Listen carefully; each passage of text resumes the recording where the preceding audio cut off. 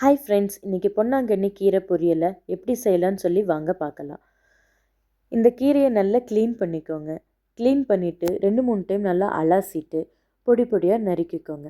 அதுக்கு தேவையான பொருட்கள்: சின்ன வெங்காயம், பெரிய வெங்காயம், மஞ்சத்தூள், வரமிளகா, பச்சை மிளகா, பூண்டு, கடலப்பருப்பு, உளுந்தம்பருப்பு, கடுகு. இங்கே சின்ன வெங்காயம் கொஞ்சம் பெரிய வெங்காயம் மாதிரி இருக்கும். நம்ம இதில் ஒரு வெங்காயம் நான் இங்கே போட்டிருக்கேன். நம்ம ஊர் கணக்குப்படி ஒரு 8 வெங்காயம் வரும். அப்புறம் பெரிய பெரிய வெங்காயம் ஒரு வெங்காயம் சேர்த்திருக்கேன். பேன் ஹீட் ஆன மேலே ஆயில் ஊற்றி, அதுக்கு மேலே ஆயில் சூடான மேலே கடுகு போட்டுட்டு, கடுகு நல்லா பொரிஞ்ச மேலே கடலப்பருப்பு, உளுந்து, பூண்டு, வரமிளகா இது கொஞ்சம் தாளிச்சா மேலே வெங்காயம் போட்டுக்கிறேன். வெங்காயத்தில் சின்ன வெங்காயம் பெரிய வெங்காயம் ரெண்டுமே போட்டுக்கிறேன். இது கொஞ்சம் வதங்கினா போதும். வெங்காயம் லைட்டாக பொன்னிறமானாலே போதும். அப்புறம் நம்ம கீரை போட்டுட்டு, கீரை பார்க்க நிறைய இருக்கிற மாதிரி இருக்கும், அப்படியே குறைஞ்சிரும்.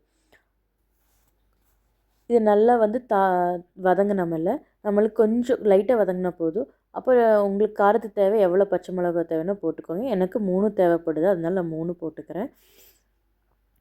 அப்புறம் லைட்டாக மஞ்சத்தூள் போட்டுட்டு உப்பு போட்டுக்கணும். உங்களுக்கு எவ்வளோ தேவையோ அந்த அளவுக்கு உப்பு போட்டுக்கோங்க. இந்த கீரைக்கு ரொம்ப தண்ணி தேவைப்படாது. தண்ணியை லைட்டாக தொளிச்சு விட்டாலே போதும்.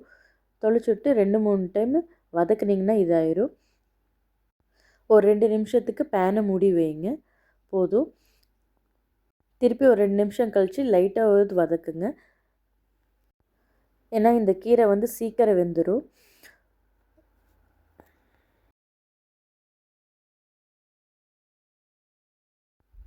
நெக்ஸ்ட்டு தேங்காய் பூ போட்டு கொஞ்சம் கலக்கி விட்டுக்கோங்க. எங்கிட்ட தேங்காய் பூ இல்லை. எங்கிட்ட தேங்காய் பூ இல்லாதனால நான் ட்ரை கோகோனட் பவுடர் யூஸ் பண்ணிக்கிறேன். நீங்களும் இதை வீட்டில் ட்ரை பண்ணி பாருங்கள்.